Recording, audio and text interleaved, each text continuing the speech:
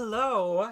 Do not adjust your streaming screens because you are indeed having a crisis. It is I, Krisis with a K, and some of you may have just seen me streaming on Near Mint Condition where we talked about Marvel's solicitations, but as it happens, I have accumulated a massive stack of books and all sorts of boxes, I don't even know if they all have books in them, by my door over the past couple of weeks. It's been a confluence of a big DCBS order. The box is so big I barely could get it up the stairs, and then a number of Kickstarters. And so I used to have a show called Haul Around the World where I would open my hauls every month. But since I kind of switched to mostly just getting epic collections with the occasional Dazzler Omnibus, I stopped doing that show because, you know, Curtis, who does Epic Marvel podcast, really has the market cornered on saying the coolest, smartest things about epic collections. I'm not trying to come for that gig. But in this case, I have every possible format. I have a compendium, I have an omnibus, I have oversized hardcovers, I have epics. I guess, oh no, you can see something. Oh no, you're getting a sneak preview. Move the chair over. Okay.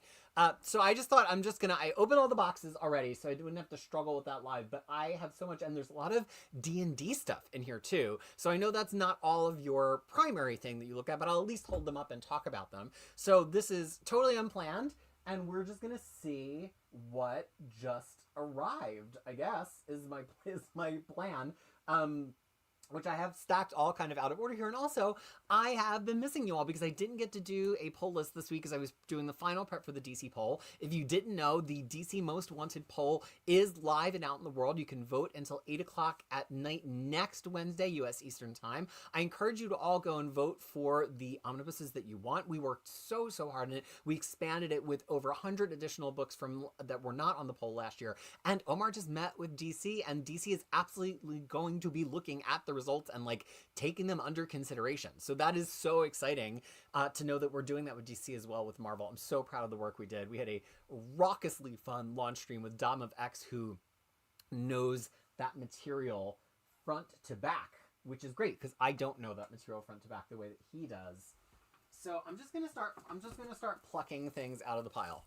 And so I get them from DCBS, so they're in the little DCBS shrink wrap, so that they will, if the box gets wet or something, they will survive. So you are going to have to hear some ASMR of me opening up the shrink wrap on these things. So this is a pair of epic collections to start with.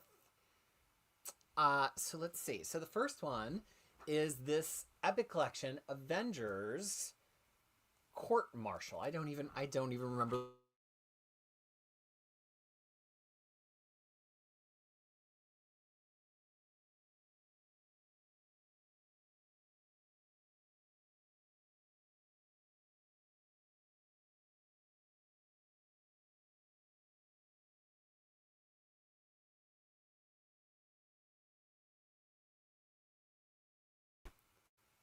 Okay, brief internet hiccup.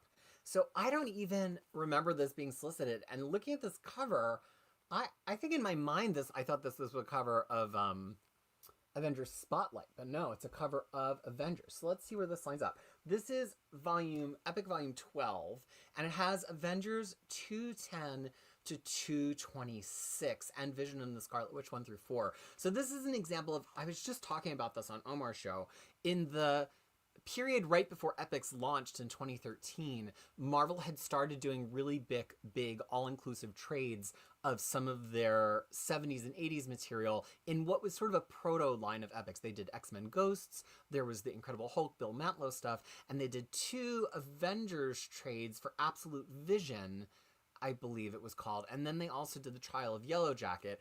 And so they really, it seems like, have been somewhat hesitant to hit those in epic collections because the trades had come out right beforehand. Now, of course, they're not actually epics, and they've been now out of print for well over 12 years.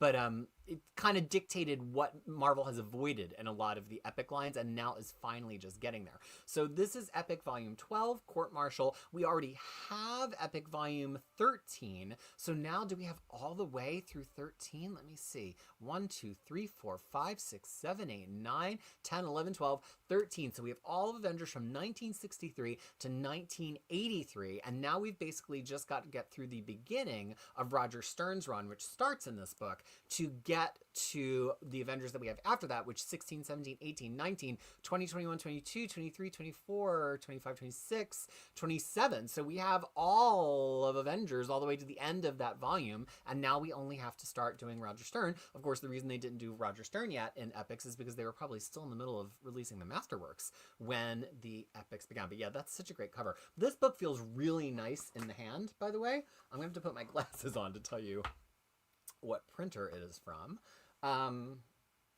It's printed by Salisco Printers in Canada and was printed this March. Yeah, it just feels really solid. It's got a really square binding. The cover is adhered really well. The binding, you know, it's just a glued Epic binding. But some of the Epics, and you've heard me talk about this if you've watched my old videos like Idle Wilder has, but a lot of the older Epics, they just have a wobble to them because the spine's not really square, but this is a really nice build quality for an Epic. I'm happy to have it. I can't shelve them wide because I don't have like all the space in the shelf right now. I'm going to have to adjust things. All right, so the other Epic in that was, you've heard me say that I don't, oh, and see, this feels really different. I wonder if this is from a different printer. This has a totally different feel in the hand. It is from Salisco. Maybe they just use a different paper on modern Epics. So I actually don't do too much modern Epics because I have all this stuff in trade, and the trades collected it really well. So I only really go in for modern Epic line if I feel like it's improving on the trades. And in this Bendis line, I think it is because it's picking up a couple of things the trades didn't have. And also, I think I have this in oversized hardcover, so I don't have a standard format version of it, and so I wanted that on my shelf. So this collects all of New Avengers in the period of Civil War. So the first recap page says, a superhuman registration act has been passed. And this goes from New Avengers 26 through 37. I like all of Bendis's New Avengers, okay? I will say it meanders a lot after this. Because after this, there's all of the Secret Invasion tie-ins, which don't even really feature the team. And then after that, it's kind of just like a bunch of random issues with Doctor Strange and the Hood, and it kind of just feels like it spirals, and it doesn't really have a lot of focus. This, I would say, which is Epic Volume 3, is the last one that has, I think, a really tight focus. So those were my Epic collections. Let's just grab something totally different. So, oh, I guess I never even said hello to the comics. I'm so not used to this. Idle Wilder, who doesn't usually get to join us live, saying it is Krisismas in June. And, you know, it's winter here. We're getting towards solstice, so it's almost, the appropriate temperature and time for winter. SUIBX is here, saying hello and hoping we're all well. John Parles, who I've been talking to in the comments on Omar's stream just previous to these, a lot of people diminish doing unboxing and haul videos, which I understand, but it's still fun. You know, that's interesting. I felt like I was getting to a point where I was getting books just to talk about them on haul. Not that I was buying them just to talk about them in a haul video, but like they would get to the house, and before I would even think about going through them to look at them for a guide or to read them, I was saying like, oh, I've got to haul them. I've got to do a haul. And that started to feel weird. Like I was spending money on books just to show them off on screens, like a few hundred hits. So I was like, you know what, this is not feeling super healthy. I'm gonna stop doing these. And plus, again, as I've mentioned, I really mostly get Epic collections. But in a month like this, where a lot of fun stuff happens, it's fun to show them off. Fox sounds like my website helped me prioritize which omnis I want for my top 10 on the DC poll. Awesome. I don't know if I'm going to do the same, like, exposing my ballot that I did last time. First of all, because the polling period is 2 days shorter, so I just don't know if I'm going to have the time. But also, we all know what my ballot's going to be. It's going to be Wonder Woman, Wildstorm, Wonder Woman, Wildstorm, Hawkman. Like, it's known, because I don't buy a lot of DC omnibuses. I buy Finest. So I was thinking I might do a different format where I do the 40 books I think DC should print. So not my predictions of what will do well on the poll, but what I think if like DC wanted to make money, what they should print. So I think that is something I might do. A lot of people that are big fans of that cover on that Avengers epic. Renee is Spawn, who were just talking about a cover of The Scorch the other day, saying it's a favorite. Idle Wilder. And also Jarn has just read a reprint of that issue recently, an above average Avengers issue, but just a joke. Yeah, Rexmo, not a joke, not a dream. not an alternate reality, an actual haul video. Georgie's saying that's actually his favorite part of Bendis's run. Wish they used the U cover that they usually... Yeah, I feel like sometimes on the Epic collections, they're like deliberately obstinate and not picking the cover that everybody has seen on the book before just to like give it a little bit of market differentiation. I don't know if that's a good thing or not, honestly. Logan Wayne says, not to give me more work to do, but I might need to consider creating an intro or countdown for my streams because YouTube either starts when I'm already talking or we get an ad first. Well, that's, yeah, I am not in the, I don't want to be editing any videos right now. And I like playing the music live. I think the whole idea is that if I play the music live, if people are just clicking in or if they get an ad first, by the time I'm done playing the music, you will have arrived. So I could play a little bit more of the music. So we'll see. So look, I see some other questions, which I absolutely will get to. So I love D&D books, and I have all of the Dungeons and Dragons 5th edition, not the new D&D 1 that started last year, but the standard 5th edition books. I think I have all but the last one, because at that point I was annoyed that they were changing. But I discovered that actually the standard D&D books from Wizard of the Coast are not that useful if you're a pretty experienced party or a pretty experienced DM, because I don't really need adventure ideas unless they're like cool one-shot adventures, because I plan my own stuff, and I don't really need like character class options or whatever because I just use an online builder for that. What I want generally are like monsters, scenarios, traps, riddles, equipment. Those are the things that in the middle of a session where somebody's like, I searched the body, and I'm like, oh, and I just have to pull something out. So I love these big books of all stat blocks of monsters, and there's certain people I really like who make them, and the folks that do this Dungeon Denizens is one of them. This has over 550 stat blocks in it. So I mean, that to me is like catnip. So I kickstarted this. It's a $74.99 retail price, and it's from Goodman Games, and I haven't looked through it yet, but I'm familiar with some of the creatures and the material, and I just love it. The first page I opened up to is the Fetch Demon. Apparently there's a demon who is always trying to make fetch happen, and I love that it also has a magic item to go with that creature. So this has a Candle of Fiery Enchantment to go with that demon, and I love this because it's like the stuff is creepy, but it's a little cartoony. Like they've got these gnomish lancers, which are like little artificer creations that are mechanical things. And I like that they're, I think the pictures help me with the storytelling sometimes when I see a cool picture. But this has just got, I mean, it's 550. So many great stat blocks, so many fun images. And the images kind of remind me of like earlier D&D. This reminds me of like D&D 1.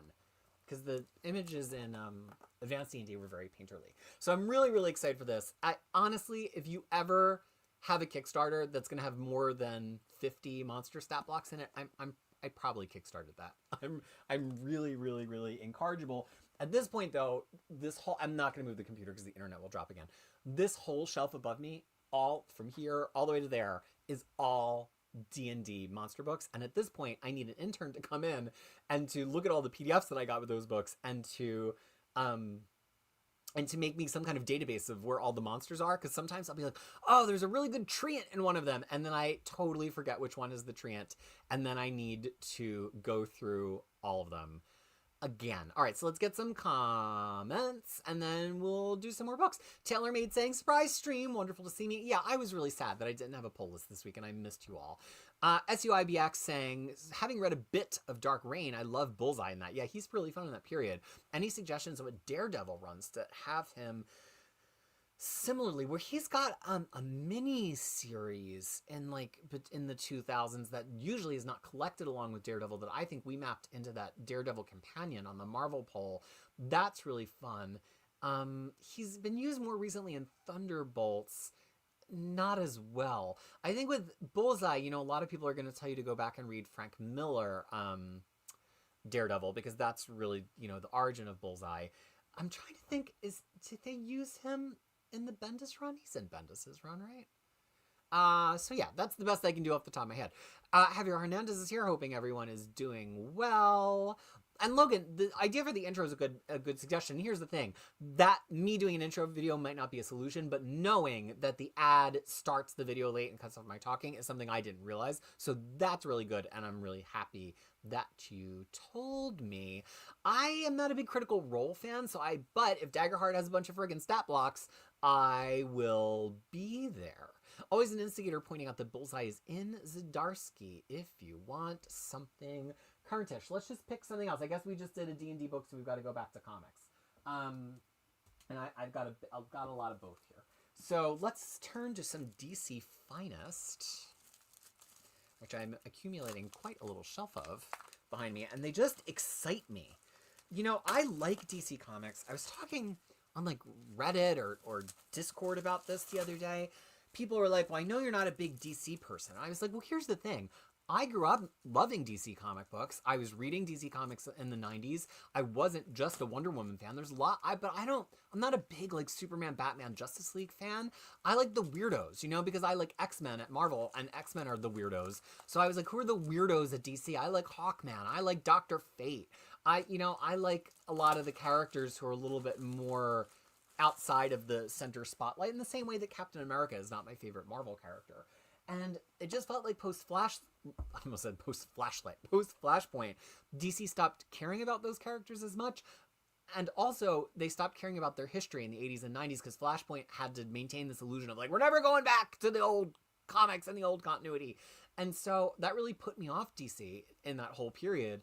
And then even with Rebirth, which like promised all of this comeback that was going to happen, they were still ignoring the history, and the collected editions kind of reflected that. They were only really doing collected editions from their ancient past and the Golden Age, or from the 2000s and forward. And finally, it feels like now with Infinite Frontier and then into Dawn of DC, DC is really taking its 70s, 80s, and 90s backlists seriously again, and that energizes me just as much as the fact that the new DC comics are good. Like, you've heard how much I love DC's line right now. So DC, every time I see DC books right now, I just get really excited, and it's making me rethink, like, maybe I do want more DC books in my collection. Like, I'm starting to get really tempted by the Compendium. So I love Zero Hour.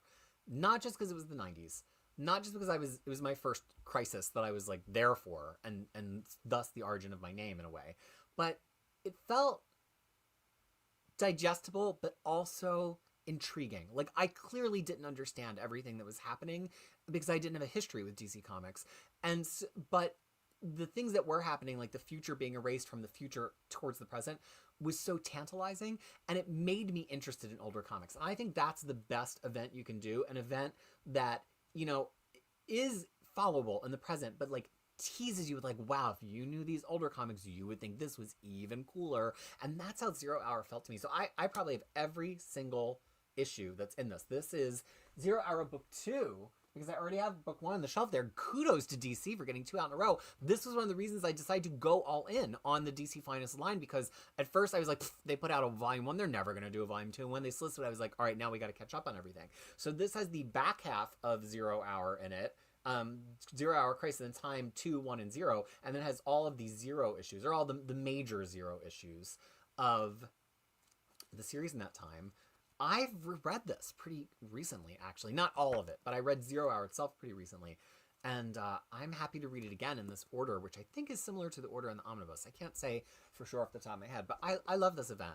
It's just funny, a lot of people hate on 90s stuff, I feel like, just on reputation, because especially DC, it hasn't been collected for so long, so how could you know? And I think a lot of it's a lot better than people remember or give it credit for. Let's see. I've been trying to get through the next pull list. I thought I was going to be done for this Sunday, and I just didn't have enough time getting ready for the DC poll. I think it's actually a lot of books. I think I have like 40 more books to read, maybe 30. But I do think I should be ready for Sunday, because that, you know, I work, I get Kid Krisis to school, and so it was just overwhelming, and I don't want to get on and be half-assed. Like, I don't want to just speed through the books and get on and have nothing interesting to say, so we're just going to be behind. And you all have been really shown a lot of grace in saying, you know what, we don't care if you're a month behind. You should just come on and talk about the book still. So I'm really excited about that. Jamie C47 just got home from work and able to make it to the stream. Yeah, that's the other thing. I do have a couple of extra streams I kind of want to squeeze in the next couple of weeks in between catching up on pull lists. And so I'm like, oh, what time of day? because I don't want to do that like 2 o'clock time on a day that's not Sunday, because I assume a lot of you are probably in the States and will be at work. But then if I make it too late, then the people in Europe can't watch at all. So that's tricky. Mr. Tech saying hello. Georgie Chimchov giving a shout out to the website, but on a modern Inhuman read through. Yeah, and the Inhuman guide, that guide was intense, because sometimes when I do a character guide for a group that has a fixed number of members that almost always appear in that group, and I know they're not going to get their own solo guides, like I'm not going to do a Medusa solo guide despite her being my hair twin. I'm like, okay, well, we better track that really well in this guide, because this is all that they're going to get. So that Inhumans guide tracks so many major Inhumans through it. All right, I see more comments, but I want to talk about this next book. This in my hands, this is gonna sound bad. In my hands, this feels huge. compared to other Finest, it just feels, I guess it's not the biggest one, but it just feels like a lot of pages in my hands. So this is Superman Family, the Giant Turtle Man, and this is really exciting to me for a few reasons. So first of all, because it's capturing early Silver Age Superman's girlfriend Lois Lane and Superman's pal Jimmy Olsen. Now both of those books launched in the end of the Golden Age, the beginning of the Silver Age, and they were running alongside Superman, and so they have not really seriously been collected. We have some of them in some Bronze Age stuff, especially because eventually Kirby is on Jimmy Olsen, Superman's pal. So this is really exciting because it's collecting them, and a lot of these issues, I don't know this stuff comprehensively, I don't have a guide for it, but I don't think a lot of this has been collected. And I think DC is doing something really cool here where they're like, we're just putting them both in the same book. They're both Superman Family. We know we can't sell 2 different titles of them independently. We're just going to do them together, which I wish DC and Marvel would do more often. I think sometimes there are groups of titles that should be in the same book. So this is going to be mega goofy. I don't love DC Silver Age, but the thing is, I tend to like DC Silver Age more when the things are goofy and they're on a smaller character. Then I don't want to read like the same goofy Superman story 20 times in a row, but I will read 20 goofy Jimmy Olsen stories 20 in a row. So yeah, this feels gigantic to me. It's almost 700 pages. It's over 650 pages. So this is a big paperback. I'm not making it up. Oh my gosh. This is just what I opened to. Crypto's First Romance. There's doggy romance in this book. The art just looks so cool. Here's the one that's on the cover. It's actually Jimmy Olsen who turns into the Giant Turtle Man. I'm really excited for this. I'm really excited to finally have this collected. And I'm excited that they decided to go into Finest with it. SUIBX picked up the Miller DD omnibuses. Haven't read them yet. Enjoyed Thunderbolts, Osborne Reign. Got Zdarsky, Daredevil. Love that. We'll look out for his miniseries. Appreciate it. I also really like Souls Daredevil. Did they announce a reprint yet? I know it was like #1 in the reprint poll. I would say Muse, who's in that run, has big bullseye energy, for sure. Vision 940 is here saying, I love the DC collections of more obscure characters in comics. Yeah, me too. I mean, I had forgotten, actually, and had to be corrected by somebody on some stream, someplace where I exist on the internet, that Hawkman was my #1 most wanted DC Finest, because he's just so uncollected. There's nothing for him, really, before 2004 or 5, and they did announce a Hawkman one that's coming out, I think, in July, and it's Silver Age, which is not, I want the 80s stuff. I want the end of the Tony Isabella or Jenny Blake Isabella Hawkman stuff in the early 80s into the Ostrander Hawkworld stuff. I want it bad. I only have a few of the single issues, but wherever we got to start, that's where we'll start. Given my comments on DC, have I enjoyed watching? I don't know what that is. I don't watch screens. I don't know what screens are. Also, we don't have HBO Max here. So, or whatever it's called currently, that it's going to go back to being called HBO Max. So any HBO stuff is broken up across like 3 different streaming networks in New Zealand. And then sometimes they don't even bother picking up the cartoons and things because they're more adult-oriented streaming networks. So it's just impossible. When a new HBO show comes out, I'm like, I'm never going to see that unless it's something really obvious, like White Lotus. Mr. Tex ordered the complete... Ooh, did Complete Witchblade Volume 4... Is that a Kickstarter or is that in the direct market now?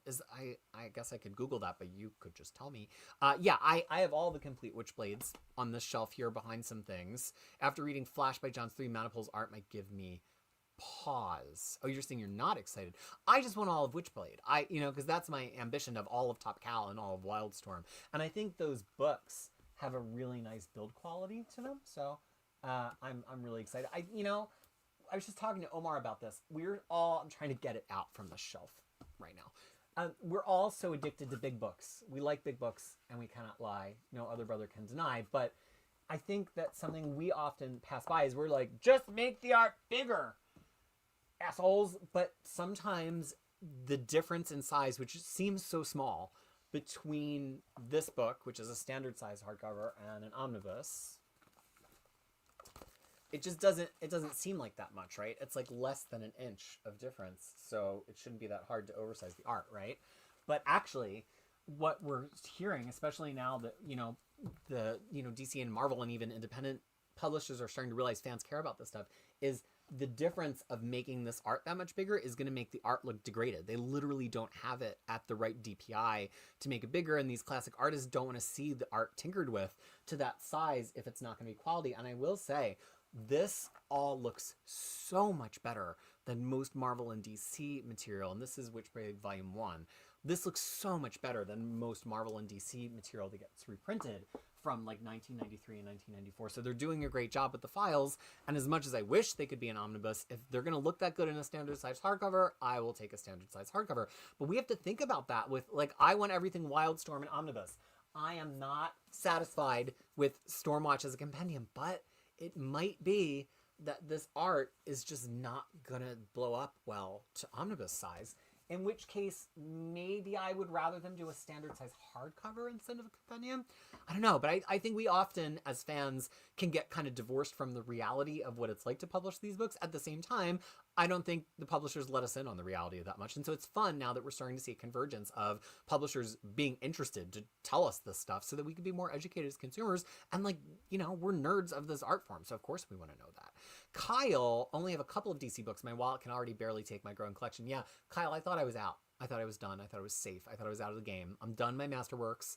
Epics have so few holes left. The X-Men omnibuses, there's still going to be a few a year, but the gaps are closing. And then I signed up for these friggin' DC Finest because I love them. They're like the perfect thing for me. But yeah, I mean, this year they've come out at a rate of 1 per week. So yeah, that's a steady hit to my budget. And now it's starting to make me want the compendiums. And it's like, I was looking forward to, by like the end of 2026, just not having to buy comic collections anymore. But we know that's a lie. That's a lie. I'm never going to be there. Yeah, that Shade the Changing Man omnibus, I've actually never read anything from that series.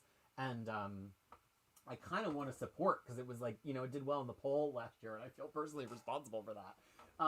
But I don't know the material that well, so I don't know if I want an omnibus. All right, let's look at something else. So this is the newest box that showed up here. So this is, what is this? Oh, this is just who shipped it. We don't care about you. Okay. This is a D&D book.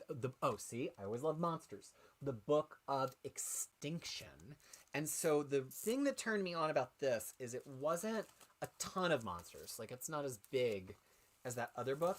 But I also like monster books that have a theme. There's this one company that does monsters researched from folklore of different cultures around the world. And they'll get an actual folklore expert of Korean culture, African, mythology and legend, Oceania and Polynesian people, and they'll have them consult on the book and make sure that they sensitively bring these characters, and not just characters, but monsters to life.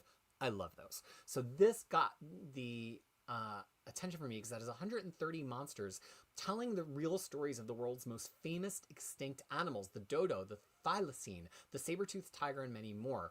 And so it's actually got research about the actual extinct creatures, and even the subtitle here is extinct animals raised to life. So here's the Caribbean monk seal, and I just love this art style. Like, it's really cool. It does kind of look like a biology illustration, and I also love that not every monster needs to be something really creepy and scary. Sometimes clearly there's no real extinct flying fox that I don't think that looked like that. I don't think that was a real thing. There were flying foxes. No, apparently it's real. Only about 6 inches long and weighing 1/3 of a pound. The Guam flying fox was among the smallest of the megabats, the family Pteroptidae. It wasn't even the largest on its own island, which it shared with the much larger Mariana fruit bat. So this is candy to me. And also, Kid Krisis is going to freak out over this. So this is so cool. I just couldn't not pledge for it. And it also came with this little adventure, The Last Owlbear. Now, I have less use for adventures because I usually roll my own, but that is really, really cool. I don't consistently have D&D stuff to talk about, so I couldn't always, it's not like I could just have a regular D&D show. I want to do live plays. I mean, I'm no Brennan Lee Mulligan, but I think I'm actually pretty good, and so I want to record a live play and see if it's actually any good, but, you know, let me know. Do you care about D&D? Do you watch a lot of live plays? We will talk about the new Dimension 20. No spoilers, but I will have some comments on that coming up. Always an instigator. I'm reading Rachel Pollack's Doom Patrol run for the first time, and she really does a great job continuing the weirdness and feel of Morrison while making it wholly their own. You know, Doom Patrol for me, I have such a hard time stepping right into anything Morrison without any kind of prelude or onboarding. So I actually started reading Doom Patrol from the beginning of that 80s run. Is it Paul Kuppenberg? I don't remember off the top of my head. And really, really liked it and kind of just fell off because a lot of times with classic comics, if I don't have like a show where I'm going to talk about them, I'm like, I got to put that down. I got to keep reading all these new comic books. But I was really looking forward to reading all of Doom Patrol up to Grant Morrison and then continuing. So, you know, maybe with my infinite time on Infinite Crisis, I'll find a way to do that because I want to read Rachel Pollack's Doom Patrol. I know it's really highly regarded and I'm curious to see what it is like. Idle Wilder has that 0 Hour Part 2 and Batgirl in their order this week. Can somebody tell me if Witchblade is direct market or if did I miss it? Is it already in DCBS? I have no recollection. Okay. Helen is about to head out. Oh, Helen put a profile picture. And it's either Scout or X-23 Laura Kinney, the Wolverine. I can't tell which. But it's nice to see you on the channel, Helen. And thank you. We love when people add pictures so we can connect their picture with their names. Logan Wayne has never been much of a DC fan either, but I've been trying to change that lately, and DC Finest has been invaluable for you. I agree. I am the same too. And John Parles loves some wacko Lois Lane. Comic books. Jamie C47 got a limited collected editions funds for this month, and I'm really struggling to decide between Rucka Wonder Woman and Ostranger's Suicide Squad, both two runs I really enjoy.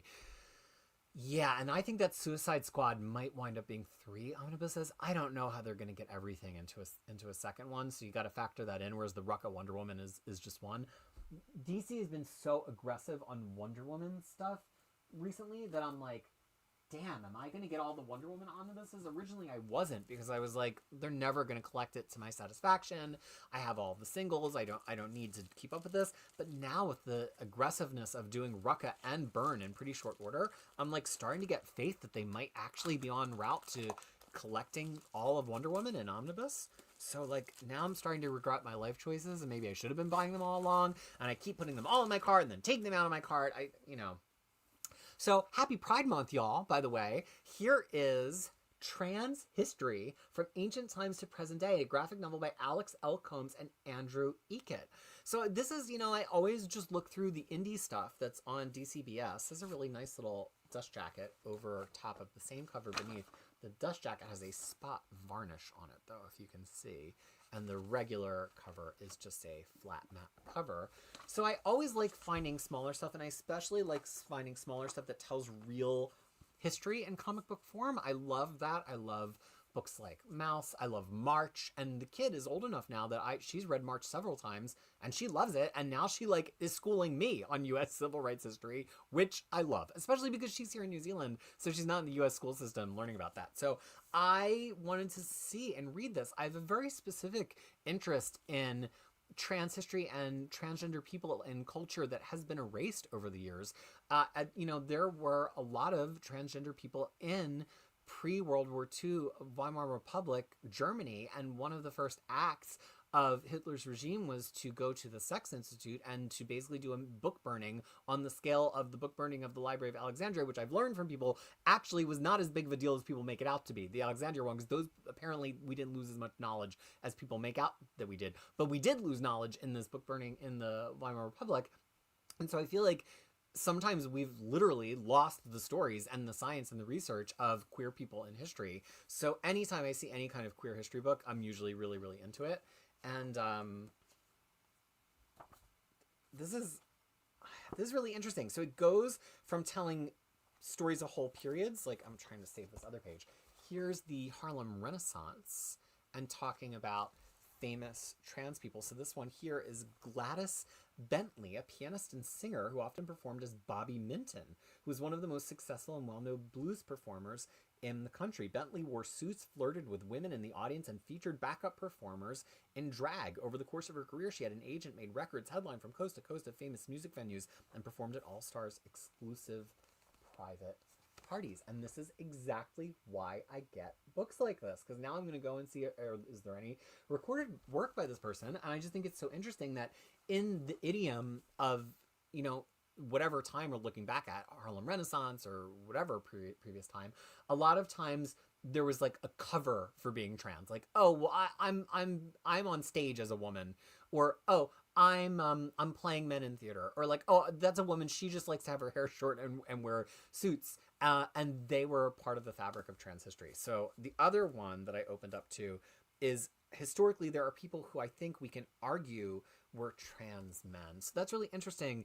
I could go down a whole rabbit hole, and I know you're not here for Krisis's queer history hour, although I'd love to start that show if I knew more about queer history, which is why I'm trying to get educated. But, you know, there's a resistance to transing people against their will after they've been dead. It sounds like something that Orange Cheeto would say. But I mean, like, if nobody said that they were living as a trans person in their lifetime, that we shouldn't make that assumption after they've died. But again, because of the difference in times, there might have been people living as trans as they could have lived at that time. And we have to look at historical documents. It's not the same as saying that about somebody who's just passed away recently, to take a look at somebody in the 1800s and speculate upon their transness. So I'm actually way more excited about that book, I think, that I was originally, now that I get to see some of the stuff in it. Ryan Wilson is here, fresh from the Near Mint Condition stream. Superman Family is half the size of the Compendium. Some of the Compendiums are actually less than 1,000 pages, so it's like 3/4 of the size, or 2/3 of the size of a Compendium.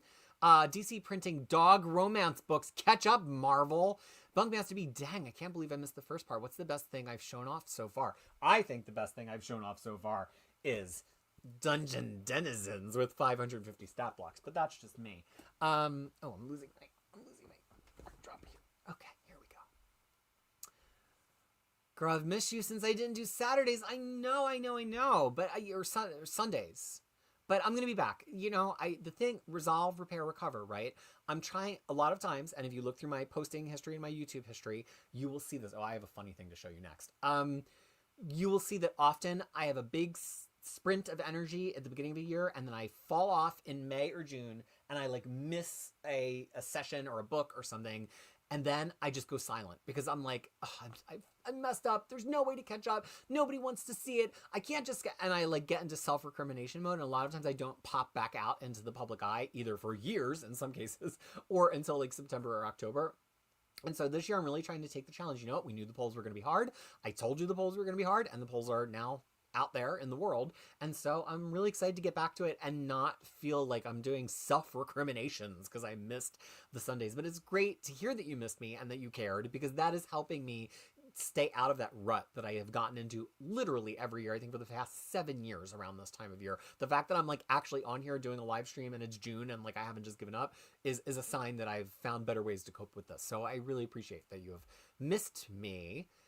Rexmo's GC's really churning out those finest. Yeah, I think they're going to slow down a little bit in 2026 from what we've seen in the schedule before. I kind of hope they don't. I was just saying on the Facebook DC Finest group, if they just said they're going to do 80 Batman Finest over the course of 2 years, like, hey, we're going to do one a week, 12 weeks in a row, and then a skip week on week 13, and then we're going to do another 12. And so over the course of, 2 years, we're going to do, 96 Batman Finest, I would get out my friggin' credit card. I am ready. I love it. I love the idea of a uniform shelf. And because DC's omnibuses don't tend to be as uniform and as line-up-y as Marvel's omnibuses, it could be that Finest is our best chance to finally have that. Jordan Pauls thinks X-Men Epics collecting both Uncanny X-Men and X-Men Standalone paved the way for these other multiple... Oh, do you think that Marvel kind of like blazed the trail by doing that and saying like, look, it can be done, folks. Let's do it. One of my biggest epic regrets or complaints is that they didn't do that with Spider-Man. I think the Spider-Man line should have had all the Spider-Man titles in it. That's always bugged me. So here's something, I got really close to the camera. Here's something fun. So I've got this little silver in my hair, which doesn't bug me. It's a sign that I've survived this long and I'm into it. But my hair, this was before I was on YouTube. There was a point that my hair was purple And it was kind of like comics Wonder Woman purple, in that it looked kind of black in the light, but then I would turn, it would be purple. And I really miss that. And so I have a friend whose hair has that kind of purple. And I was like, oh, that must be really hard and high maintenance. She's like, no, it's just a conditioner I put in my hair. So it actually is sold in New Zealand, because this was an American friend. So another one of my hauls of the week is this, what's it called? Caracolor purple conditioner for brunette hair. So sometime soon you're going to see me, and all of this silver hopefully is going to glow a comic booky undertone of purple. And that was also one of my hauls around the world. Wouldn't it be funny if I just opened all of my mail on camera? There's always a danger that I'm going to try to live my entire life on camera. It was my ambition back in 2000. Now it's possible in 2025.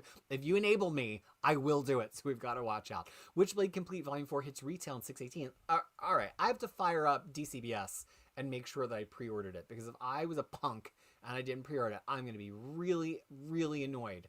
So let's open up DCBS, order history, Witchblade. Let's see. Did I remember to order it? I did. We're safe. Marked safe. It is already ordered. It will arrive in a future haul. Next, Imagine Out, for what it's worth. Silver Age Hawkman is quite good. Excellent art. Some of the best of the era, and quite psychedelic. Ooh, well, that's the kind of Silver Age stuff I actually like the best. So I am really, really excited for that.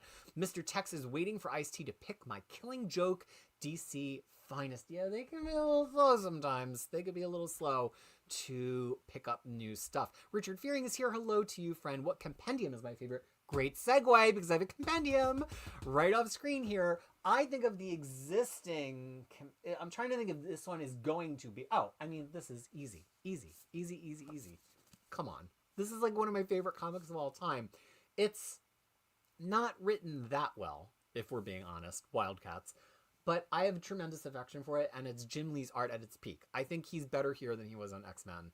And I love the invention of a new universe. Anytime somebody invents a new universe and it starts expanding beyond just one book, that to me is the most exciting thing.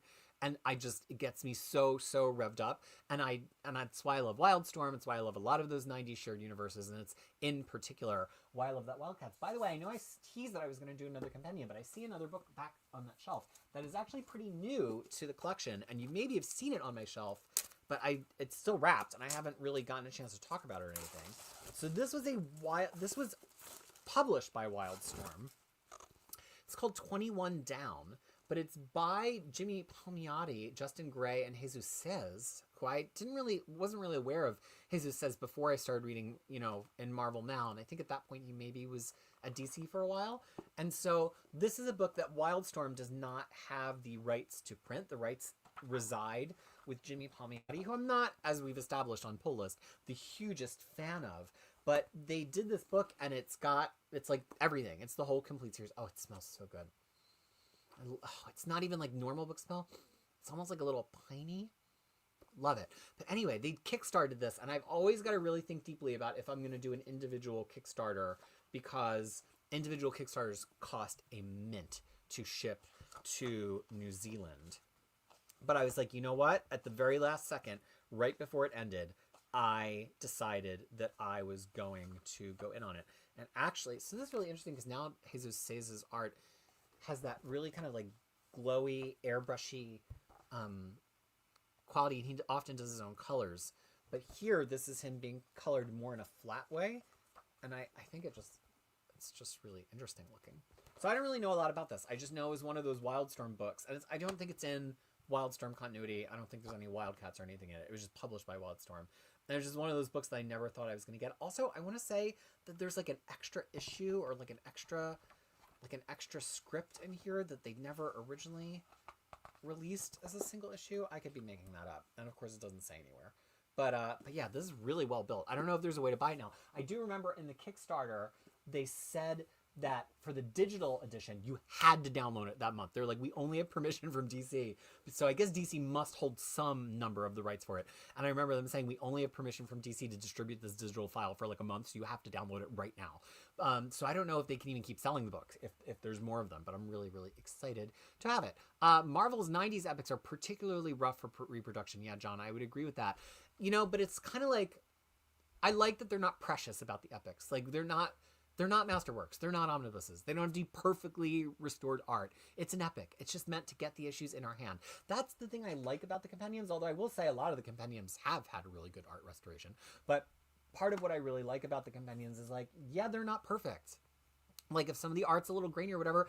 I was just having a great conversation with Cody Collects off camera after we wrapped up that stream on Near Mint Condition about who the audience is for a compendium. And you have to think about that these compendiums usually have a minimum of 30 issues in them, if not a lot more. And they're for, this one was $60 and it has 20, 21, 22, 24, 25, 26, 27, 28, 29, 30, 33 issues in it. So they're less than $2 an issue.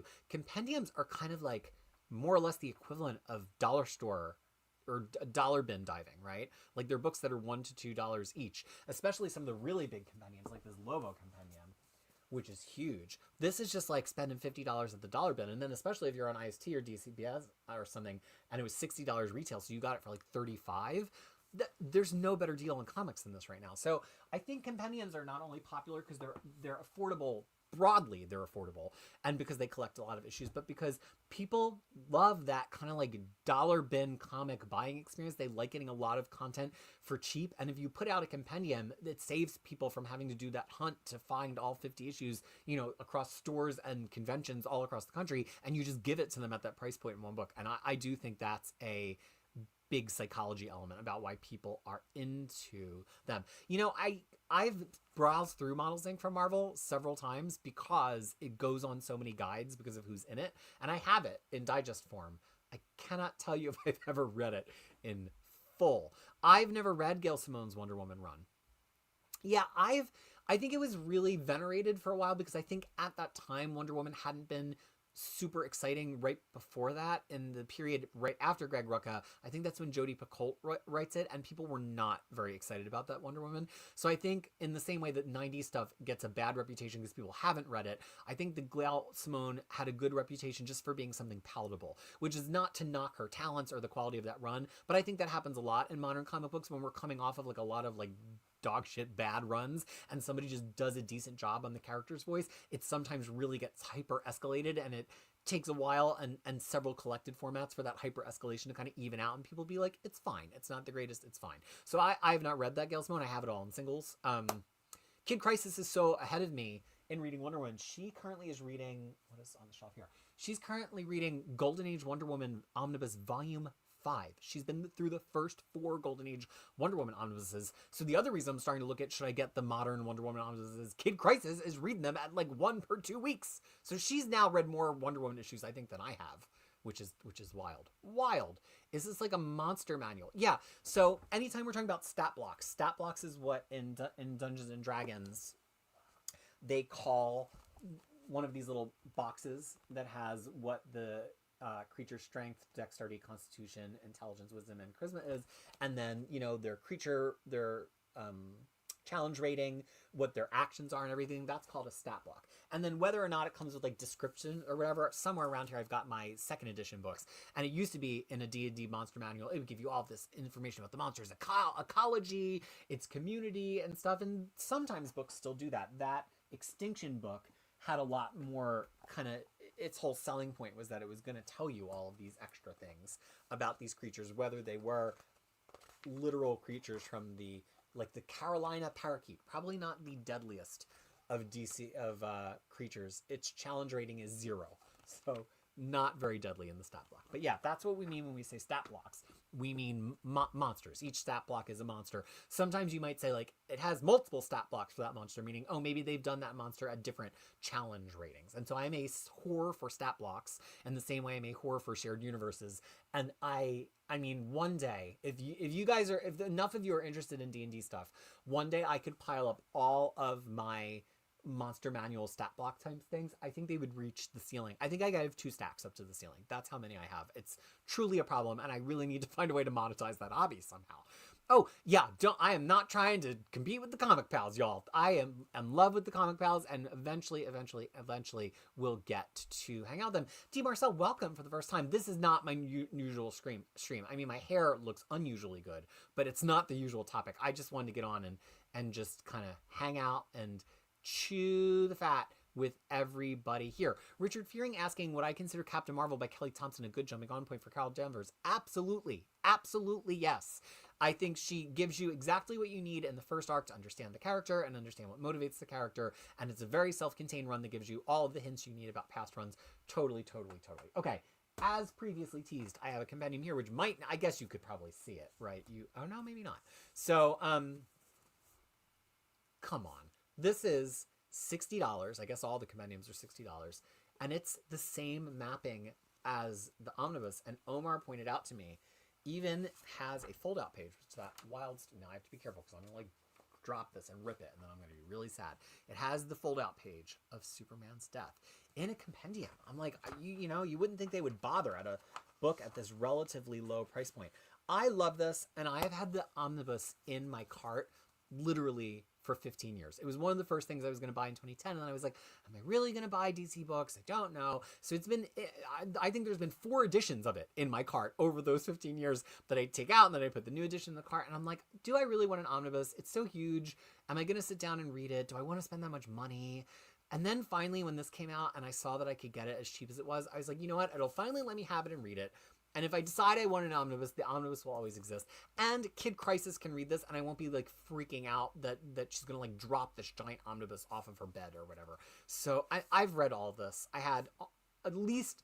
I think I had the singles starting from issue 500. I didn't have Death of Superman, which was Superman 75, but I had Adventures of Superman 500 forward, because I remember my family knew I liked comic books, but I was almost exclusively a Marvel reader at that point, and they heard the big frenzy about, like, oh, everybody's buying it, because that was the peak of speculation. And so, and we had missed Death of Superman, and so when he came back in issue 500, which I think had like a holograph cover or something, I remember they're like, oh, we bought you a copy of this book, it's going to be really valuable, and I knew better than to, like, get super hype over an issue being told a certain issue was going to be speculated upon. Like, that bubble was already showing some signs of bursting, but it did actually drive me to start collecting Superman comics. So I probably read everything from, like, there back, all the Reign of Superman stuff. And I don't know if I've read, I mean, I've read the issue where Doomsday kills him, but I don't know if I've read from the very, very beginning of this ever before. So I'm really excited. I'm actually really, really excited to read this. And I know that I'm going to give it to... Oh, there's another... Is this another fold-out page? Hold on. It feels... Or is it just 2 pages that are not cut? Yeah, they're not. They're just not cut. Ooh, this is scary. Oh, no. I messed up. Okay, we're gonna stop doing that now. Yeah. So I think Kid Krisis will appreciate that. Okay. So, we just did a comic book. Back to a D&D book. Okay. This is... Ooh. So I don't watch a lot of live play D&D. Actually, let's do comments first. Oh, One Wheel Trash. It's late for you. Didn't get a notification, but glad I'm not too late. I hope. No, never too late to hang out with me. We are doing a video together. This is the beginning of me getting on the path to getting back up to speed. I couldn't have possibly done a video that we want to do, knowing that in this pile of boxes by the door. But there is going to be an X-Men video. I am collaborating with One Wheelchair X in the next couple of months. It is happening. I swear. Okay. Witchblade 4 is coming out on June 18th. Not a fan of the mapping so far. Ooh, I don't have a Witchblade guide, so I remain blissfully ignorant of any mapping problems. Chris Brogan saying, saw that trans book at the library. I'm going to have to get it when I return the books you have. Yeah, definitely. Support it at your local library. Mr. Tex, yes, you can get Witchblade in the direct market. Bunkmaster saying, happy Pride Month. I will continue to shout out Sins of the Black Flamingo, my favorite gay occult crime comic. I still haven't read that, and you keep recommending it to me. Alexandria book burning is overrated is a great opinion. I know that I learned this. I have to say that Robert Secundus, who's a frequent commenter here, had to have something to do with it, but I think it was another one of my friends that I know via the Comics XF crowd was like explaining that like it wasn't the loss of information we've all made it out to be, like memed it to be, but I'm not the expert, but I was like, are you punking me? Is this a joke? They're like, no, real experts know. Logan saying, this is why it infuriates me when people refer to the trans folks as a fad or a trend. Trans and queer people have always been here. Yeah, and that's why to me a book like this is so attractive, and I always, whether it's a comic book or an academic book that's actually researched and about queer people in history, I always get it, because I just feel like it's been forgotten and erased so many times, and I refuse to be a person who's a party to that again. So if there's a book that I can have in my personal library, if there's a period I can learn about, if I can speak more intelligently about it and push back upon that, trans is a trend, type of thing, I will always take the opportunity to do that. Wait, who said that? Richard Fearing, what up, Bunkmaster B? SUIBX here for all things Krisis. Oh, interesting. And the best thing I've shown off is the main. It's dropped a little bit, much like a Christmas tree over time. It falls. But when I first appeared on Near Mint Condition today, it was in wild shape. Owls in the Barn. That's really fun to say. Owls in the Barn. We just got some owls in the barn. I started poking Omar a little bit about, is there a way we could do a finest poll? I don't think we would do a compendium poll because I think the omnibus poll kind of doubles as a compendium poll. I think there'll be certain things on the poll that DC is like, well, we don't have the files to put that on omnibus, but if people want it, we'll try it as a compendium. I strongly suspect. But I was saying a finest poll would be interesting because we could do it in 2 parts. Part 1 would be like, pick a volume that you want. And it would be hard from a mapping perspective, except for not really, because I've already mapped all of them. With Joey Hines, who's another singer-songwriter. You can find him on Spotify, but we have this Google sheet where we've mapped like all of the major finest lines.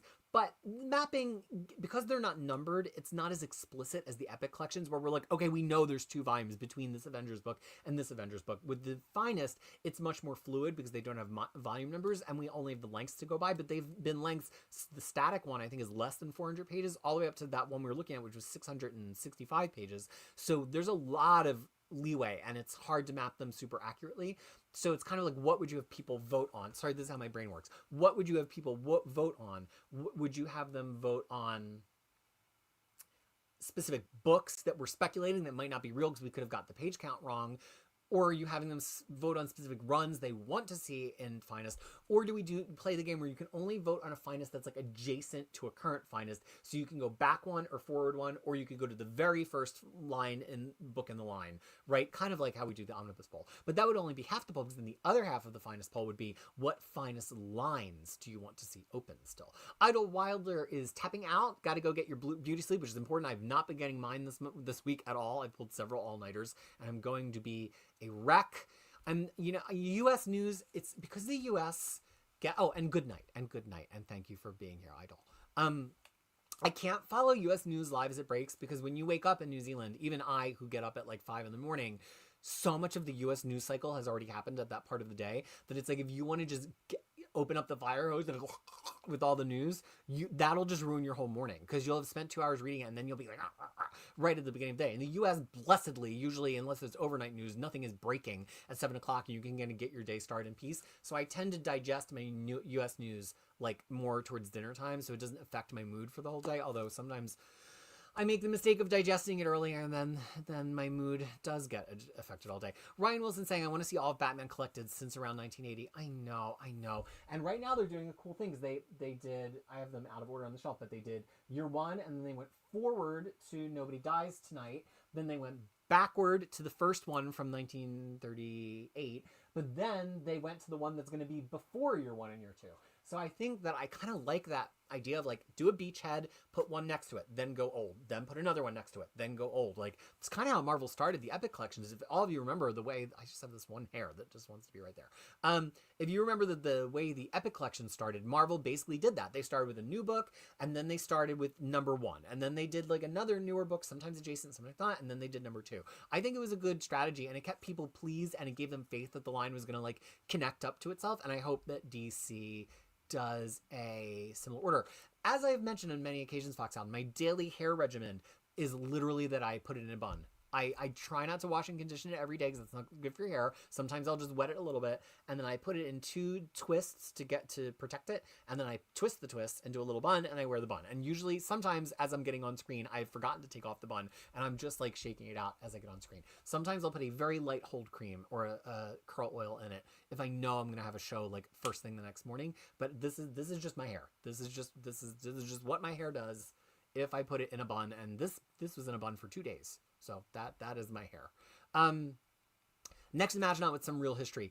It should be also noted that pre-Nazi takeover Germany was also the world's preeminent gender and sex medical research, science, and surgery hub, and had innovated a slew of effective and other promising gender transition surgical procedures and patient therapy modalities. Yeah, that is why I'm explicitly excited about that period and learning more. Ryan Wilson, don't encourage me. It will happen. You know, I want to do that one day it's going to be the 25th anniversary of Crushing Krisis in August and the 15th anniversary of Crushing Comics.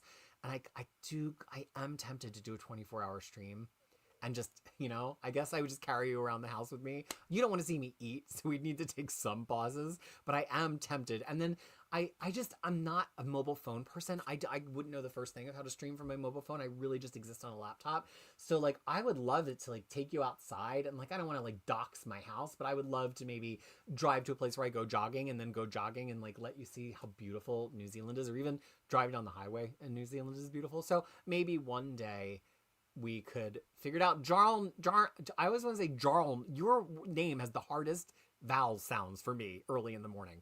Jarn Paul's say, if I was a viola, my motto would be recover, restring, playing, which is, you know, funny because I am certainly a stringed instrument player. Okay. Yes, Logan Wayne. I wanted to be on Road Rules so bad. Road Rules was like, I love Winnebagos. After seeing people win them on The Price is Right my entire youth, I wanted to ride in one. I've still never been in one. And I wanted to just be on Road Rules and live on screen. And I remember when I got my first webcam and I had a computer that could run a webcam, I'm like, this is it. I'm going to be online all the time. But of course, that was like before YouTube and all that. Okay. So I don't watch a lot of D&D because I play D&D with my same group of friends that we've been playing since 2000. Not continuously, but we have been playing continuously since 2020 now. And I don't watch a whole lot of D&D live play because I'm like, that's time I could be playing with my friends or like planning the campaign for my friends. However, I do love Dimension 20, which is the Dropout.tv live play series that is usually the main series, which are called Intrepid Heroes series, are hosted by and DM'd by Brennan Lee Mulligan, who's a brilliant improv comic. And a new one just started yesterday called Cloudward Ho, which I don't think it is spoilers to say based on the promotional information that's out there. It is steampunky. And it just so happens that I just received this D&D book called Sky Raiders of Abarix that is all about that sort of steampunky. It's called Sky Raiders, so I'm assuming they're flying on ship in the sky. Yeah, there is one. So I've actually been thinking I kind of wanted to do a theme like this in my campaign. And so it arrived at the perfect time, not only because I've been thinking about wanting to do a theme like this in my campaign, but also because now I'm watching Cloudward Ho. It was so funny. The thing I love about Dimension 20 shows, and some of them are on YouTube, so you could check them out, but they just get better and better every year. So it's like almost worth it to just sign up for drop out for like $6 and check out a new one. Is they are professional improv comics. They are some of the funniest people on the planet Earth. And to get 6 of them around the table with Brennan, who's an amazing improv comic, and to get them create a world together, it feels less like watching a live play and more like watching like a collaborative live read, or actually like live, birth of a sitcom. It's like watching a sitcom that has D&D elements and guidelines. I cannot get into Critical Role or anything other than that because it just doesn't have the humor and like the feeling that instead of just moving stats along, that they're collaborating on the story and they're making sure that the story is like not just full of lore but full of humor. There's something about it that's just really, really great to me. I haven't watched all of them, but I've watched a great number of them. It's one of those things I put on while I'm washing dishes, which is the same way I usually consume my comic pals, is while washing dishes, because that's like the time you can get me to stand still long enough and listen to and watch things. So there's also a player guide from that Sky Raiders. Okay, we're almost done actually. Wow. Yeah, I think I only have one more thing of each category. Okay, next we're going to do a couple comments, and then there's something that I'm really, really... maybe my channel's not big enough for the XP numbers, or maybe it's like off by default. I think it's kind of fun, but actually I just wish it did more. Like, if you've never been on a stream now, the Near Mint Condition has had it all week. Now it kind of ranks you by XP with how much XP you coordinate as you type in more comments and give more super chats. But it's very flat. Like, it doesn't explain why you get XP or how much XP each message is. Probably because they don't want people to gamify it. And it only lasts for each stream. If you're going to gamify something, I'm like, let's gamify it all the way. Let's go full Duolingo. Let's have leaderboards. Let's have badges. Let's have accomplishments. Let's incentivize people to crosstalk with each other, right? Like, so it kind of feels really, it's just a beta. Like, it's just the first thing they've launched in it. I'm kind of interested to see if they introduce more features into it. And I think it's fun because it's showing that YouTube is really understanding it live is what brings in and keeps a lot of the viewers. Yeah, Jamie, a lot of people have mentioned the Generation X Epics scans are really, really rough. I don't think they're ever going to fix it. I think that's what we sign up for on Epics. We get what we get and we don't get upset, right? Like the Epics are a low enough price point that Marvel is not putting extra time into restoring them. I think that's the reason we haven't seen a Generation X Omnibus yet, because Marvel will put some crappy scans in an Omnibus. We have seen it before. The Wolverine Omnibuses have some bad scans, but I think the Generation X scans are like way too bad to be in an Omnibus. And I think that's why. One more thing, and then we're showing the next book. What are my thoughts on Minor Threats by Patton Oswalt? So if you've been watching the pull list shows, you'll know that I had no idea what it was. And I kept asking people to tell me about it. And then we got to the new series, which is like stories from the worlds of Minor Threats. And I said, you know what? I'm just going to read it. I'm just going to pick it up and read it and see how it goes. And I loved the first issue, which was, I think, Matt Fraction with Mike and Laura Allred on art. Hilarious. I feel like it totally defined the world for me, that it was like loser, low caliber superheroes, you know, which I immediately understood. And then the second one was Bendis, and I was so bored. So we'll see. But I have to go back and read the original Minor Threat stuff because I have no idea. Okay, speaking of indie comic books, this came up on Kickstarter, and the shipping was so expensive, but I couldn't not buy it because I already love this series.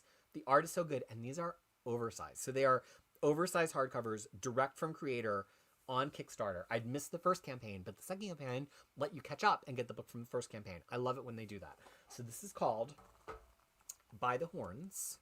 It started out at Scout Comics. I don't know if it's still at Scout, and this was not released by Scout. This is released by the actual creators, which is, let me get their names fully right, because I told them I was going to be showing it on YouTube. Oh, and it's signed! So, yeah, but what's their actual names? Okay. Story and art direction by Marcus Nasso. Art lettering and design by Jason Muir. Color art and effects by Andre Tabakaru. So I think it's Marcus Nasso who's the story and director, who's the one that I was chatting with to say I received it.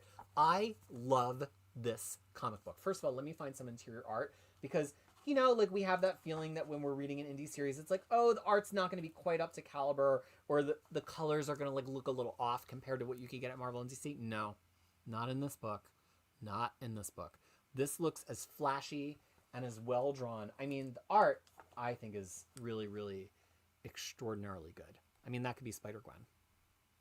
So I've talked about the premise before, and I think I've read this whole first volume, and then I stopped getting Scout singles, and so I never read the second volume, is that we're in a video game-esque world, the kind of world where you got to go out and kill a lot of rats to get experience. And you don't think about that. Think about, you just left the village to kill 50 rats to level up. So now you come back with 50 rat tails, bloody rat tails over your shoulder, and people are like, what the hell? Why are you dragging bloody rat tails into this village? But also think about all those, oh, this is so cool. Think about all of those times that you got killed by a creature relatively early on, and you were like, oh gosh darn it, I shouldn't have lost to that gnome or whatever. And then you have to get, like, you know, then the game over screen loads, or like, you know, you wake up back at the inn at your last save point or whatever, and it really plays with that notion. So here she is coming back to camp in the first page with her giant floating like haul of all of these creatures that she's killed, that she's gonna like turn in for gold, or for, you know, to turn their stuff into points or something. And so what happens is she's convinced that a unicorn killed her lover, and so she goes on this adventure, I think meaning to, God, the art is so good, meaning to kill all unicorns. And so then she meets a unicorn, and she discovers there's actually more to that story than she thought, and that there's actually somebody else who's looking to kill unicorns for a much more nefarious purpose. This is a pretty substantial sketchbook. It has like a backup story. It's got all the covers. They had some really, really cool covers. Here's one by Maria Key that is really, really cool on this side. And then this one is by Krisis. So just really nice build quality, really, really pleasant to hold in the hand. Spot varnish on the cover. I forget this. I might have gotten like special deluxe editions. Mine does have a ribbon. So maybe there's a standard cover that actually is the title on the cover. I don't know. So I think I've read everything in this one. But then the Kickstarter was actually for volume 2, which is actually bigger. And I have no knowledge of this. I've not read anything inside of this. So I'm really, really excited to catch up and read it. And this one is, ooh, goodies. This one has goodies. Hold on. Ooh. So it's got the sticker. And it's got the signed print. Very, very cool. So I'm really excited to read this. I mean, I've got to catch up on Pull List first. So unfortunately, I can't just break it out. And I mean, there's so much stuff in this haul I really want to read. I really want to sit down and reread Death and Return of Superman. I want to read that Transhistory book. I don't know where on the shelf this is going to go. But yeah, these books are really nice. They're maybe like, they're like half a centimeter taller than an omnibus. So they're not as, I don't think they're quite as big as a library edition. I don't think I have any library editions in here.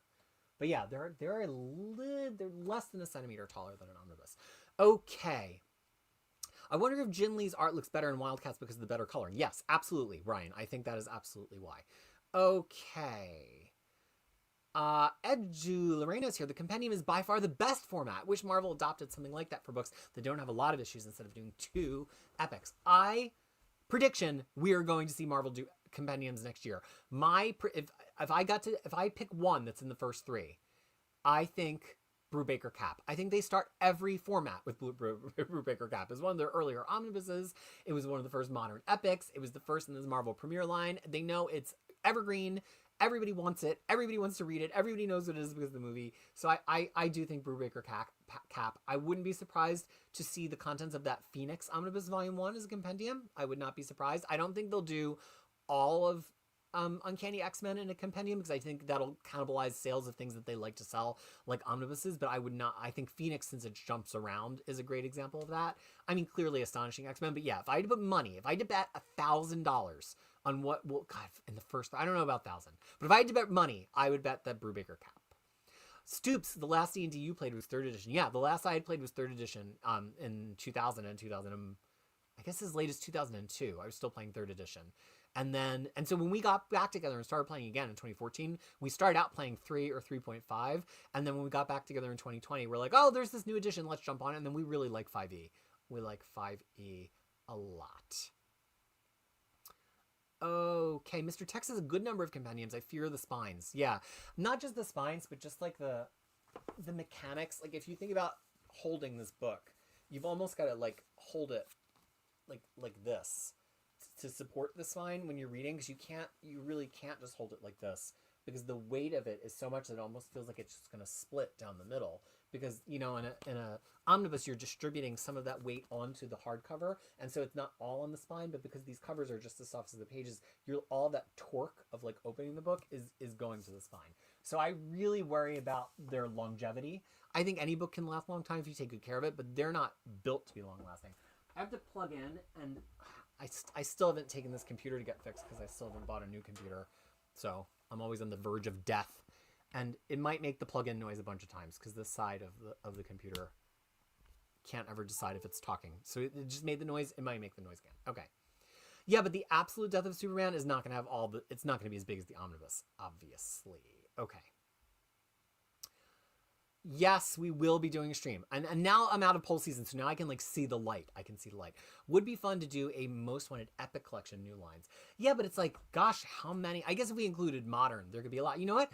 I think it might have already ended, but on Omnibus Collectors Reddit, r/Omnibus Collectors, the moderator of that Reddit, Cody Summers, who I've had the chance to talk to a little bit recently, actually is doing that or just finished doing it. Because I remember voting on it. I think I picked like Darkhawk or something. But anyway, they just did it. It won't be seen by quite as many people as on Your Mint Condition, just because that Omnibus subreddit actually has a ton of subscribers, but just there's not that many people are going to see that one Reddit post. But they definitely just did that. Joe Comics is here. Funny thing, I wish DC Finest had a volume numbers, at least in the back. Yeah, but I think they might be enjoying that the volume numbers are not tying them down. I think that was one of the dangers with the epics at the beginning. There were some lines where it was like, ooh, now you're trapped because you already put the stake in the ground that that's going to be an epic. So now you have only so many pages to play with. At DC, if the line's reception is rapturous and they want to put more things in, or if they want to combine more titles into that line, it kind of gives them the freedom to do that. And I just think too, seeing on the back of a Batman book like 79, that would be really threatening, I think. Kia ora to Beyond Comics, my Kiwi mate. We're cooking up something we might do with Jess that might be for sometime in the next couple of months, possibly for Crushing Krisis, or not orientation, what anniversary. Joe Kelly's X-Men in the 90s with the all-new team. I think that Kelly and Siegel period is really fun and really readable, and I think they really got the X-Men back on track after like 20 or 30 issues of it just not being very fun and not making very much sense, and like teasing that it was building up big things like Onslaught and then never fully feeling like it paid off. But then also Kelly and Siegel kind of got cut off a little early, and some of the things they were building and wanted to pay off didn't fully get paid off. Okay, well, I'm only 11 minutes behind on the talking, so that's good. So let's just look at these last couple books, and then we'll finish up the chat. And then, should I leave? We're going to save the finest for last. We're going to do, so this is a big old pile of D&D stuff, and I cannot tell you that I can't say that I remember what this is about. So it's called La Note Eterna. 161 years ago, the Celestial War began, a battle where gods and their vast armies clashed for supremacy. La Note Eterna is a dark epic fantasy setting offering a deep dive into the world of Nier. This tome describes each realm, its geography, history, peoples, and deities. You can explore 5 new playable races and 16 subclasses, and I'm sure there must be stat blocks, and that's why I got it. I think one of the things, I used to do a review of Kickstarter books on Crushing Krisis, and just because Crushing Krisis is not that known for like D&D stuff, it just never really took off. I had a lot of fun doing it, but it was really, really time expensive.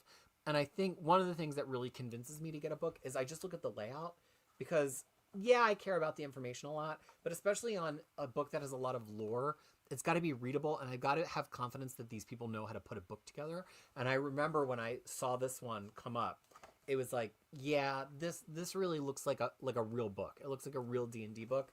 Sometimes it's just the little signals, and I think about this with indie comics as well. Sometimes it's just like putting the right amount of kern, putting the right amount of line spacing, putting the right amount of drop shadow around the edge of your box. It's like all of these little things are the things that kind of signal to you that a book is a real book, that it feels like it was produced, by people who really know what they're doing. So apparently I must have ordered the everything of this, because here's this tiny little book of creatures. Then there's the song of Nebraska.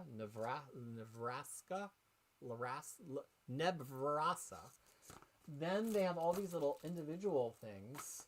The Stargazer. So these are the Forbidden Tablet. So I think what must have happened was this is a company that had a bunch of existing modules, and since I was ordering this Note Eterna thing, I just was like, throw it all in there. And something I really like, and this is such a toxic trait of mine, I love new DM screens. So a DM screen, and let me know if I could be like explaining better for people who are not big D&D fans. So if you're the person who's the dungeon master, the person leading the game, there's a lot of numbers and stats and conditions and things you need to think about. And so there are these dungeon master screens that you put up in front of you, so you can kind of hide your workings and your dice rollings and things behind the screen so that not all of your players can see it. But then on the screen, there's information. So if you were to get a screen just from like standard D&D, which I've probably got mine up there somewhere, it just has the standard D&D stuff. But a lot of the ways that these specialty books get you is they're like, ooh, we're going to do a screen that has all of like the common stuff from our world so that you can easily reference it, because it's, there's so many helper tools for D&D official books that sometimes it feels really onerous to run a D&D book that's not an official D&D book, and because it's like, how am I going to remember all this stuff? So like on this panel, it has the calendar of the world. So it just tends to have a lot of information. This is actually pretty plain on the inside. I have one somewhere that there's a D&D book of the world of Oz. That's what I think I see it. Hold on. We're going to go for it. You're going to see them wearing gym shorts. Or maybe not. Maybe not. Okay. This is one of my favorite ones. So this is the Adventures in Oz, which I love and I've stolen so much stuff from. First of all, it's like really, really hard and glossy. And I love that there's like a little bit more of a layout to this information. And this is one that does have some like normal D&D information, like strength modifiers and ability score modifiers, and money exchange, combat. So this doesn't really have any like special Oz rules. There's nothing Oz specific about this. This is just a standard D&D screen, and companies are allowed to do that because a certain amount of the standard D&D rules are part of the open gaming license, which means you can refer to them. Okay, So that's enough D&D. Let's look at the last comic book, shall we? I think this is the end. I think I've discovered everything that I took out of that box. So this is 2 more DC Finest, because if you think about it, DC Finests are coming out weekly. So if I get a monthly box from DCBS, it's going to have 4 DC Finests in it. So, as just mentioned, this is the next Batman book, right? Or maybe we're 3 now. Oh no, that was Batgirl. No One Dies Tonight. Yeah, so this is the next Batman book after year 1, year 2. This is really interesting because it has Son of the Demon and The Killing Joke collected. DC, to my knowledge, I'm not a total Batman expert, although I have guides and I know it pretty well. I don't think DC has ever put the original graphic novels like Killing Joke and Son of the Demon in a book alongside the main Batman run. Like, so this is actually really revolutionary that they're doing that and placing them where they maybe could go in publication and continuity order. I know there's a lot of interest in the colors that get used for Killing Joke because it's recolored a few times. I don't profess to be a master of this. I think this is one of the recolors, but it's not a very modern recolor. Like, it's clearly still looks like it could have conceivably been a comic book of that period. It's still got very flat colors, and they're really bold, and they're really still purples and pinks and outrageous. So it's not like a modern retread. Of course, here's the incredibly, incredibly famous page from this where Joker shoots Barbara Gordon, which is the beginning of her journey to be Oracle. This is about as far as I've read in Batman. So this goes to 422. I'm not too much farther than this in my Batman read that I started. I was doing it digitally in DC Universe. And I only got so far because, again, like, sometimes I don't have a place to talk about reading older comics, and so then I'll just stop because I don't have anything that's, like, pressing me to do it. So the other one is a Superboy DC Finest. This is a big deal because this starts collecting Superboy from 1954. We, at one point, I think, had DC archives of this, but we've, since then, I don't think it's, maybe we also have Showcase, but we've never had it reprinted. So one of the big, I hope I get this right and you don't yell at me, but one of the big signals that DC moves from the Golden Age to the Silver Age in Superman is that Superboy is integrated into his history. Like, he canonically was Superboy, which is not always the case in every period of DC history. But once they started doing that, and Superboy, actually, there is some Superboy material. I think he was originally invented in 1949, I want to say, but right, because this is not actually the beginning of Superboy. This is Superboy 33 to 43. So this is several years into it in 1930. See, I do know things in 1954, and it started, I think, in 1949.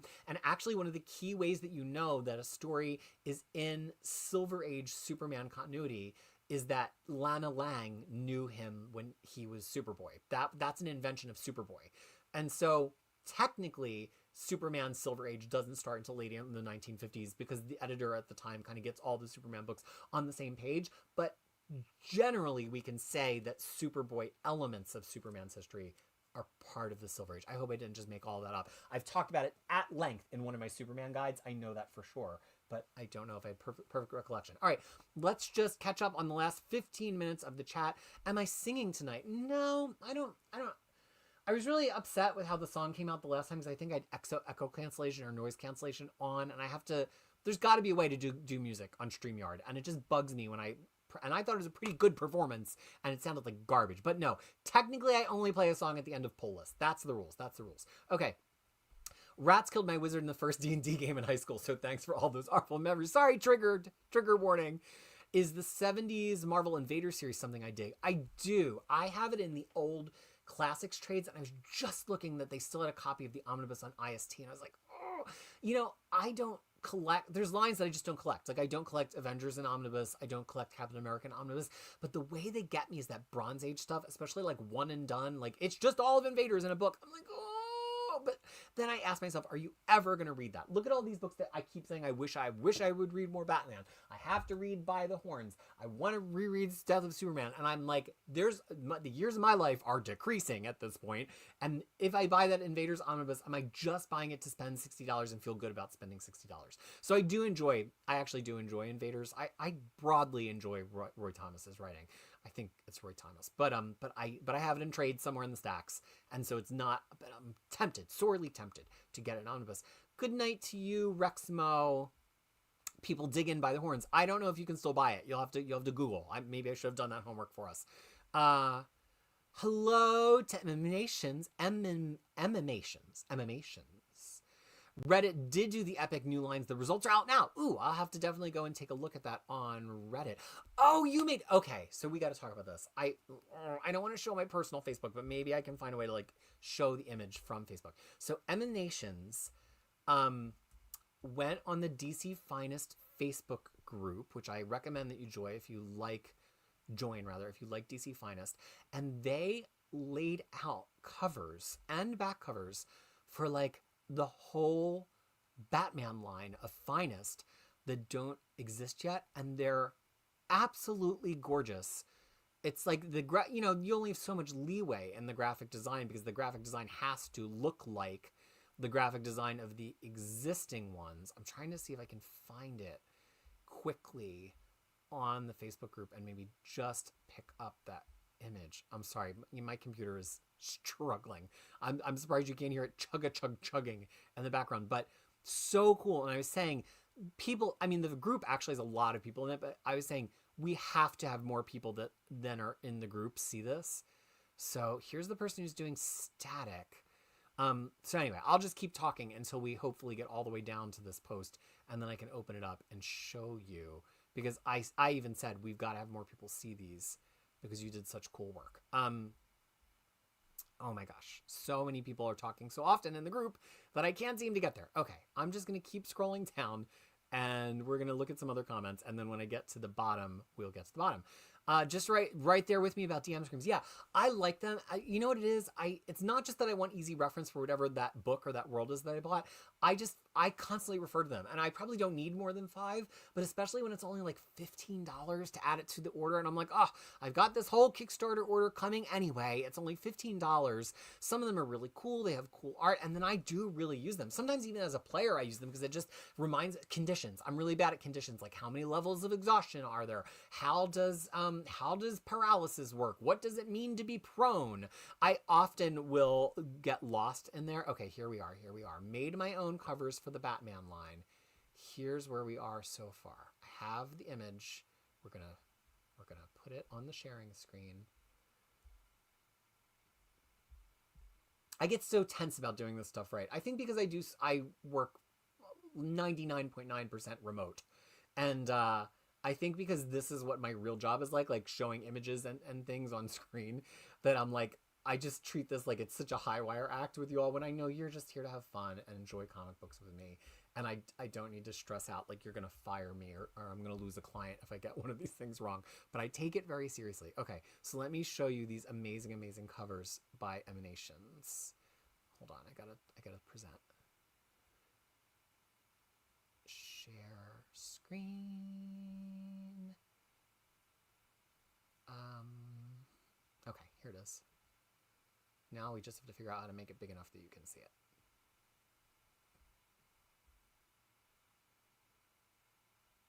Sorry, my brain's not moving at full. I usually have somewhere in here I have a layout that's called Krisis. We'll just use this one. No, that's not it. Add to the stage. There we go. Okay.